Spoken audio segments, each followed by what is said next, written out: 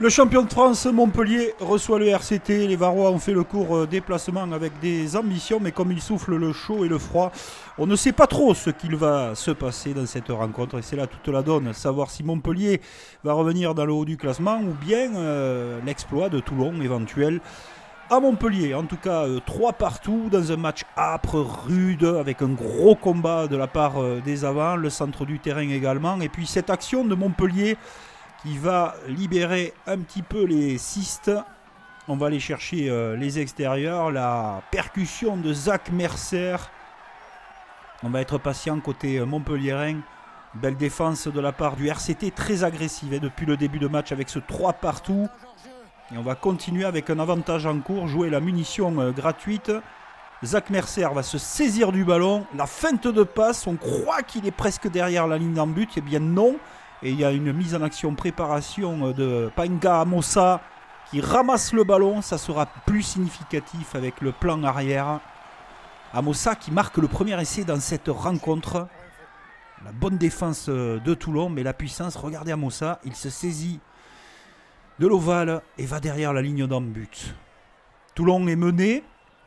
On se dit à ce moment-là que peut-être les Montpelliérains vont accélérer, appuyer. Bien au contraire, ce sont les Varois qui envoient du jeu sur l'extérieur. Et Vaïséa et Colby combinent bien sur les extérieurs pour cet essai de Vaïséa entre les poteaux qui sera transformé par les Toulonnais. Très très belle réaction des Toulonnais qui virent en tête, bien évidemment, à la mi-temps. On va voir en seconde période avec les anciens, notamment Louis Picamol, peut-être un peu stressé, mais en tout cas avec modération. Le ballon est capté en fond d'alignement par les Montpelliérains qui reviennent avec des intentions. Le centre du terrain toujours avec Serfontaine, sens du jeu conservé. L'attaque de la ligne avec Louis Carbonel qui a les genoux au sol, donc le plaquage est complété. On doit lâcher. Et puis toujours ces percussions. Cette grosse défense toulonnaise, mais là on va accélérer un petit peu et George Bridge échappe au plaquage de Waïséa qui commet une petite erreur. George Bridge se demi-tour toupie avec l'impulsion à l'épaule de Waïséa, reprend de la vitesse et marque un sublime essai. Montpellier est devant, vous l'avez compris, mais Montpellier se fait secouer toujours par ces Toulonnais qui reviennent sans cesse les harceler. Avantage en cours. Munitions de nouveau gratuites. Un coup à toi, un coup à moi. Baptiste Serein organise. Et on va décider de prendre la largeur avec un petit peu de réussite.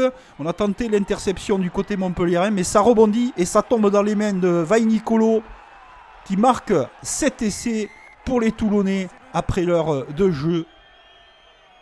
18-17 pour Montpellier après une pénalité des Cistes. Et c'est Yaya West qui va donner la victoire à Toulon qui ne l'a pas volée. Il est certain que cette victoire va faire énormément de bien. Oui, un coup le chaud, un coup le froid. Ce coup-ci, c'était chaud pour les Varois. Et c'est sûr qu'avec cette équipe, quand ils jouent à ce niveau, les Toulonnais peuvent venir s'imposer dans la course aux qualifications jusqu'à la fin de saison. Pour Montpellier, c'est la soupe à la grimace. 3e défaite à domicile cette saison.